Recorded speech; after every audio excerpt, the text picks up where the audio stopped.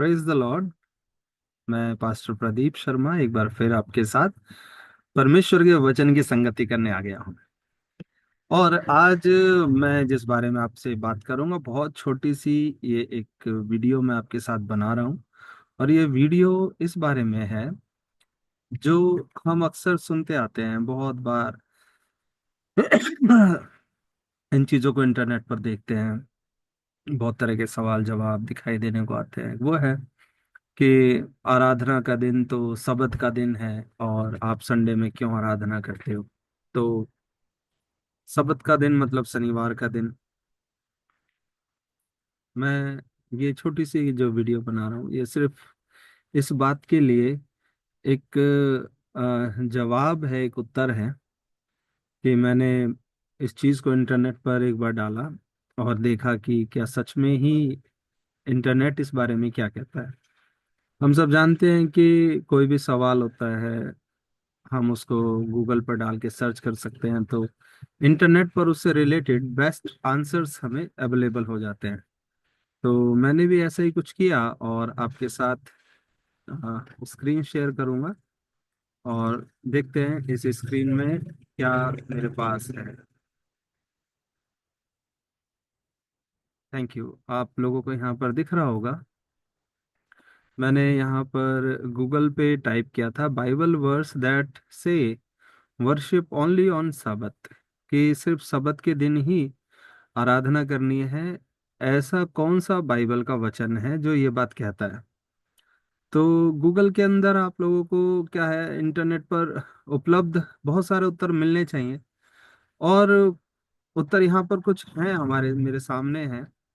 और मैं आपके साथ इस जो सबसे पहले जो जवाब ऊपर आया है, इसको आपके साथ शेयर करूंगा। यहाँ लिखा है बाइबल सप्ताह के किसी विशेष दिन, जिसमें शब्द भी शामिल है, उपासना करने का आदेश नहीं देती।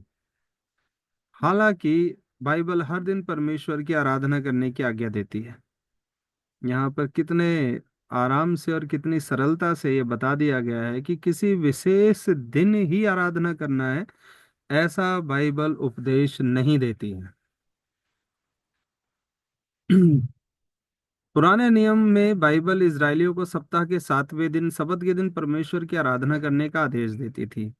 जो यहाँ पर आराधना शब्द है, इस शब्द का वचन से देखिए क्या कोटेशन दी गई है, और इससे हम समझ जाएंगे कि ये क्या है, इस्तेमाल किस लिए है। तो निर्गमन अध्याय 20 वचन 8 से 11 लिखा है, विश्राम दिन को, जो सबत का दिन है उसको विश्राम का दिन भी बोला गया है, को पवित्र मानना, स्मरण रखना। 6 दिन तुम परिश्रम करना और अपना सब काम काज करना, परंतु 7वें दिन तुम्हारे परमेश्वर यहोवा के लिए विश्राम दिन है। तो ये जो सबत का दिन है, ये विश्राम का दिन है। और विश्राम का दिन आप बेस्ट यूज कैसे कर सकते हो? बेस्ट यूज कर सकते हो आपकी उस दिन परमेश्वर की चर्चा करो, उस दिन उसके पवित्र नाम का स्मरण करो, उसका ध्यान करो। परंतु मुख्य रूप से जो ये साबत यहाँ पर दिया गया था, ये मनुष्य को विश्राम के लिए ही दिया गया था, कि वो विश्राम करे, वो इस चीज में आराम करे, जितना वो जान सके कि परमेश्वर ने उनके लिए कितना बड़ा सुख रखा है। क्योंकि उनको उनके इतिहास के अंदर जो मिस्र की कड़वी यादें थी, जहाँ मिस्र की गुलामी थी, उससे परमेश्वर ने उन्हें दिखाया कि मैं तुम्हें विश्राम में लेकर के जा रहा हूँ। लय अवस्था अध्याय 23 वचन 3, एक्चुअली यहाँ ये जो लय अवस्था है, ये सिर्फ सबत ही नहीं, पर सबत के अलावा भी कई और दिन मेंशन करता है जहां पर परमेश्वर की आराधना और सभा का इकट्ठा किया जाना है।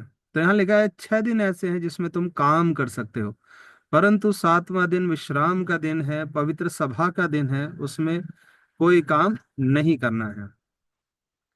7वां दिन विश्राम का दिन है और पवित्र सभा का दिन है, उसमें कोई काम नहीं करना है। तो ये संगति का दिन माना जाता था, सभा इकट्ठी की जाती थी जिसमें लोग परमेश्वर की चर्चा कर सकते हैं। लेकिन क्या कोई और दिन ऐसा नहीं दे रखा है? तो यहाँ पर देखिए, नया नियम सबत या किसी अन्य दिन को उपासना या विश्राम के रूप में रखने का आदेश नहीं देता। हालांकि ईसाई लोग रविवार को यीशु मसीह के पुनरुत्थान का जश्न मनाने के लिए एकत्रित होते थे और पूजा करते थे या आराधना करते थे।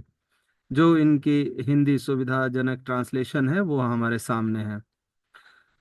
अन्य दिनों में आराधना या अर्चना, बाइबल उपासना को सप्ताह के किसी विशेष दिन तक सीमित नहीं करती। आजकल कई चर्चों में शनिवार और रविवार दोनों दिन सेवाएं होती हैं। तो यह परमेश्वर का वचन हमारे पास यहाँ पर हमें मिलता है। मैं आपके साथ परमेश्वर के वचन के कुछ और हिस्से भी जरूर से शेयर करना चाहूंगा। देखते हैं कुछ एक और अच्छी अच्छी चीजें जो हम यहाँ पर ढूंढ सकते हैं, वो हम देखते हैं क्या मिलता है। यहाँ पर डियूटेरोनोमी 5 उसका 15। देखिए यहाँ परमेश्वर का वचन क्या हमारे सामने प्रस्तुत करता है। यहाँ पर परमेश्वर का वचन क्या कहता है, seventh day is a sabbath to the Lord your God, की 7वां दिन तुम्हारे परमेश्वर के लिए विश्राम का दिन है। On which you must not do any work, जिसमें तुम्हें कोई काम नहीं करना है। Neither you nor your son or daughter nor your maid servant or maid servant, man servant or maid servant, nor you your ox or donkey, any of your livestock, nor the foreigners within your gates, so that your men servant and maid servant may rest as you do।